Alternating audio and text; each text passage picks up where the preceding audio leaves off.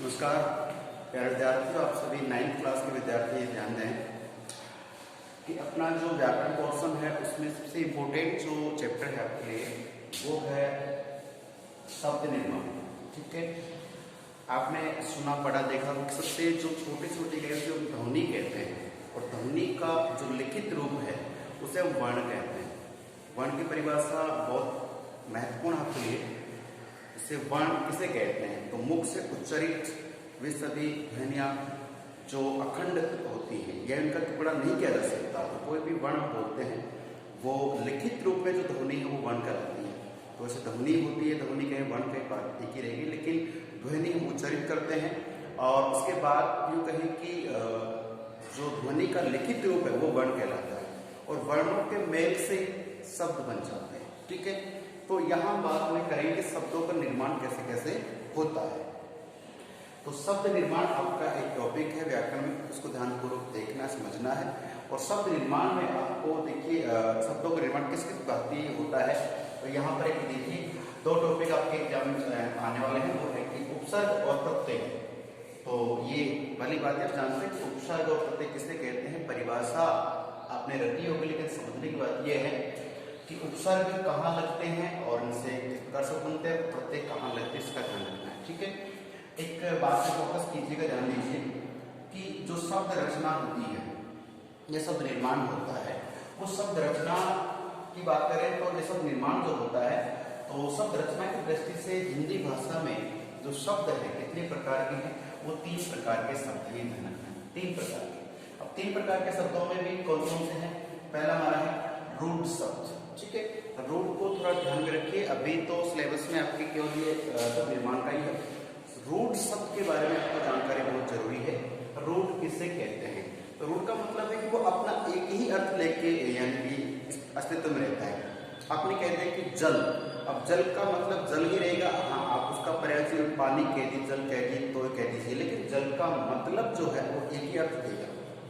ठीक है, तो जो एक इसमें कहते हैं भारत। ठीक है, भारत बोलते हैं आपको देश की ही याद आती है या किसी का नाम भारत, तो एक पर्टिकुलर जो एक नेम हो जाता है वो रूढ़ होता है। ठीक है, इसका एक अर्थ रहता है। अगर हम उस शब्द को तोड़ते हैं, अलग करते हैं, उसका अर्थ निकलता ही नहीं है। मैंने कहते हैं जल, अब जय और ल अलग अलग कर दीजिए, उसका मतलब नहीं निकल पाता है, उसका सही रूप से ही मतलब निकल पाएगा। तो रूढ़ शब्द वे शब्द होते हैं जो एकार्थक होते हैं, ये मान के चलिए। अब बात करें यौगिक, दूसरा शब्द है यौगिक। यौगिक का मतलब हो जाता है वे शब्द जो 2 या 2 से अधिक शब्दों के मेल से बने, योग से मिले हैं, जुड़ करके मिले हैं, यौगिक शब्द है। आपको पढ़ना तो उपसर्ग पढ़ते ही है, लेकिन अपने को ये सोचना है कि शब्दों का निर्माण कैसे कैसे होता है। और हिंदी भाषा में शब्द 3 प्रकार के बताए प्रत्येक के आधार पर। तो रूढ़ शब्द ध्यान रखिएगा, यौगिक शब्द ध्यान रखिए। यौगिक का मतलब जान चुके हैं कि वे शब्द जो योग से बनते हैं, ठीक है, यौगिक शब्द कहलाते हैं। और योग रूढ़ है, तो योग रूप में क्या है कि 2 या 2 से अधिक शब्द ही मिलेंगे। इसमें हो सकता है आप उपसर्ग प्रत्यय का प्रयोग करेंगे, इसमें शब्दों का मेल हो जाता है। इससे आप आगे चल के समास पढ़ेंगे, समास में 2 या 2 से शब्द मिलते हैं, तो यहाँ पे वो समझना आपको योग रूप है। अब देखिए कि हमने ये केवल आपको याद रखने की बात है कि रूढ़, यौगिक और योग रूप शब्द है।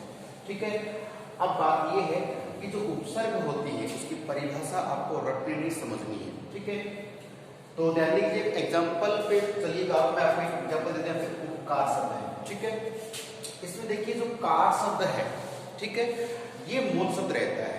और इस मूल शब्द से जो पूर्व में कहें, पहले कहें, कई विद्यार्थियों को ये प्रॉब्लम रहेगी, आगे शब्द का आगे के शब्द के आगे लगते हैं। अब आगे का मतलब कुछ बच्चे यहाँ मानते हैं आगे, कुछ बच्चे इधर से मानते हैं। उपकार शब्द है, पूछ लें कि उप कहाँ है, आगे के पीछे, कहेंगे आगे लगा हुआ है।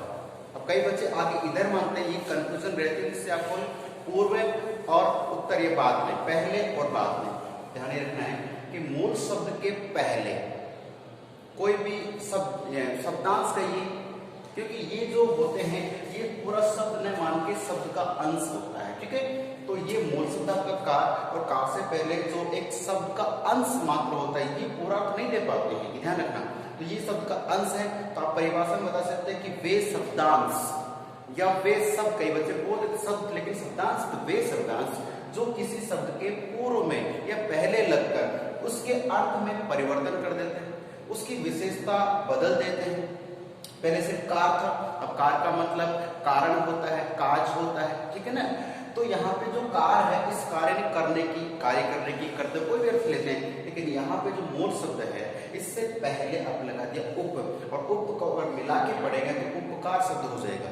अब उपकार आपने सिर्फ शब्द पढ़ा है, शब्द निर्माण हो गया है, तो शब्द निर्माण किससे हुआ? उपसर्ग के माध्यम से हुआ है। सोचना ये है कि जो उपकार शब्द का निर्माण हुआ है वो किस शब्दांश से या किस उपसर्ग से हुआ, तो आप इसमें उपसर्ग यानी कि उप जो है इस उपसर्ग का प्रयोग करते हैं।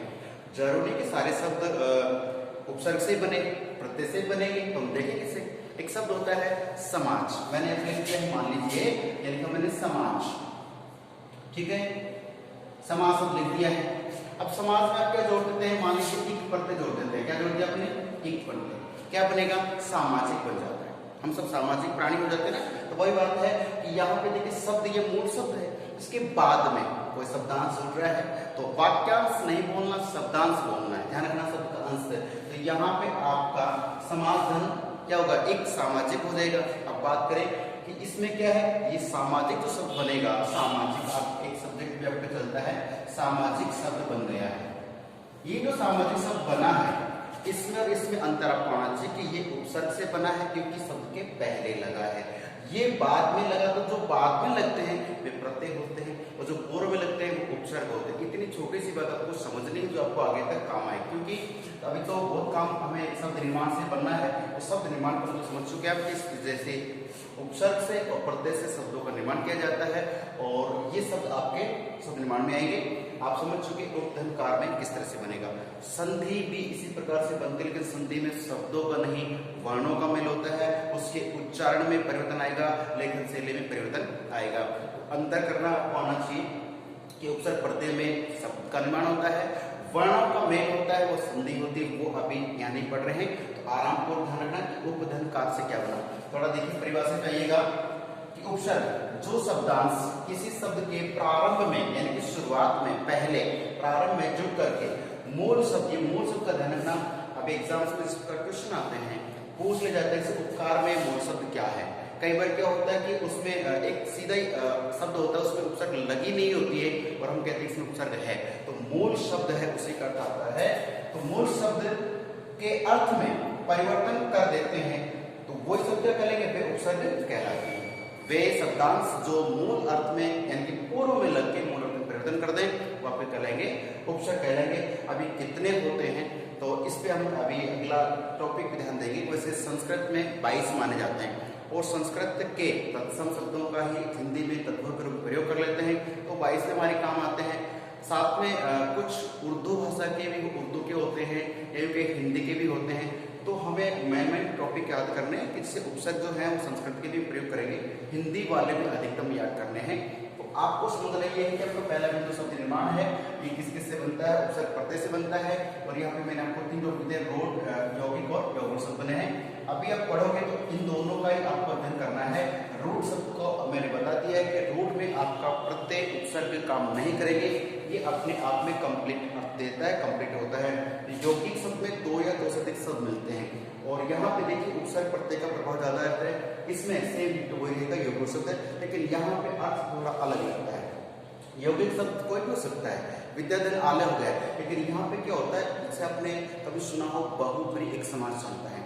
बहुब्री समास में क्या होता है कि अन्य अर्थ लेते हैं, तीसरा अर्थ लेते हैं। तो यहाँ पे योग रूप में और यौगिक में अंतर करने की बात है, ये सीधी सी बात उपसर्ग प्रत्यय से बन गया।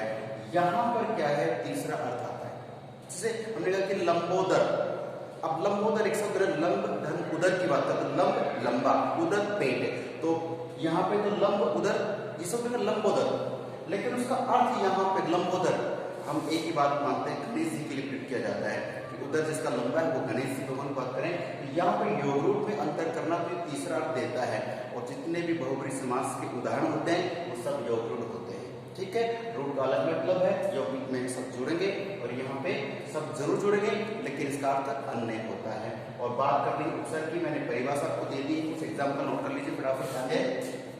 एग्जाम्पल देता अनुधन क्रम, अनुक्रम श्रृंखलाबद्ध और अनुक्रम शब्द बन गए हैं। प्रश्न आता है कि अनुक्रम में कौन सा उपसर्ग है, आप अनु अलग कर देंगे। प्रक्रम, ठीक है, कई बार पराक्रम होता है अलग चीज है, प्रक्रम शब्द है। प्रक्रम होने के बाद में उप और कार्य प्यारे विद्यार्थी, ध्यान देने की बात यही है कि आपको यहाँ समझना जरूरी है। वीडियो एक बार में समझ में नहीं, 2 बार देखिए और इसको देखने के बाद में आप इससे नोट कीजिए, ताकि आपको ये अभी तो समझ में आ रहा होगा, लेकिन लिखने से ज्यादा समझ आ जाता है। ठीक है, कोई डाउट हो तो जैसे क्लास जाएगी उसके अगले दिन आपकी लाइव क्लास होगी, पूछना जरूरी है। और जितने भी विद्यार्थी 9th क्लास में पढ़ रहे हैं, मेरी आवाज सुन रहे हैं, सभी को लाइव क्लास में प्रेजेंट लगवाने और पूरा डाउट्स क्लियर करना जरूरी है, अन्यथा ऑप्शन लग जाती है। ठीक है, और आपका समय है वो तो फिर वेस्ट हो जाएगा। तो मिलते हैं नेक्स्ट वीडियो में, तब तक के लिए नमस्कार, धन्यवाद।